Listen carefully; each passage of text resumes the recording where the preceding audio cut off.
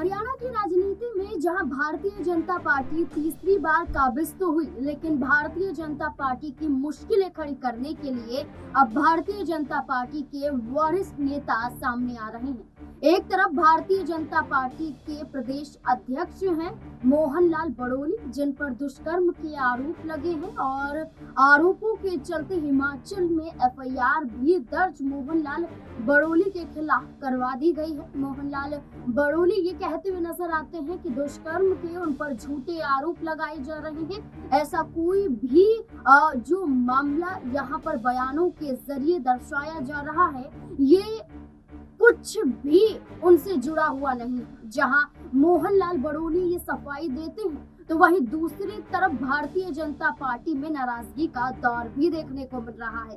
एक तरफ दुष्कर्म के आरोपों के चलते भारतीय जनता पार्टी को मुश्किलों में मोहनलाल बड़ोली ने डाल दिया है, तो दूसरी तरफ कुलदीप बिश्नोई जैसे चेहरे भारतीय जनता पार्टी से नाराज नजर आ रहे हैं। भारतीय जनता पार्टी से अब आंखें चार करते हुए दिखाई दे रहे हैं। सीधे तौर पर भारतीय जनता पार्टी की हर बैठकों से दूरी बना रहे हैं। इनका सीधे तौर पर यह कहना है कि भारतीय जनता पार्टी ने उनका सिर्फ इस्तेमाल किया है। एक बयान दिया जाता है राजनीति में यूज एंड थ्रो।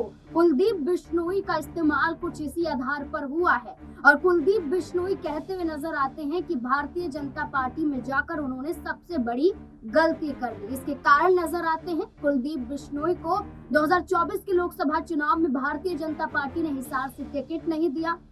दूसरा, उनके बेटे भव्य बिश्नोई आदमपुर से विधानसभा का चुनाव लड़ते हुए भी नजर आए थे, लेकिन हार का सामना करना पड़ा। इसके अलावा राज्यसभा की खाली हुई सीट को लेकर कुलदीप बिश्नोई का दावा कि उन्हें राज्यसभा सांसद बनाया जाए, लेकिन भारतीय जनता पार्टी ने उन्हें मौका नहीं दिया। इसके बाद देखा जाए तो एक और राज्यसभा की सीट खाली होती है और कुलदीप बिश्नोई को मौका नहीं दिया जाता है। और कुलदीप बिश्नोई इस बात से नाराज हैं कि जब भारतीय जनता पार्टी को मेरी जरूरत थी तो मैंने बखूबी बढ़ चढ़ कर भारतीय जनता पार्टी को जिताने के लिए अपना योगदान दिया।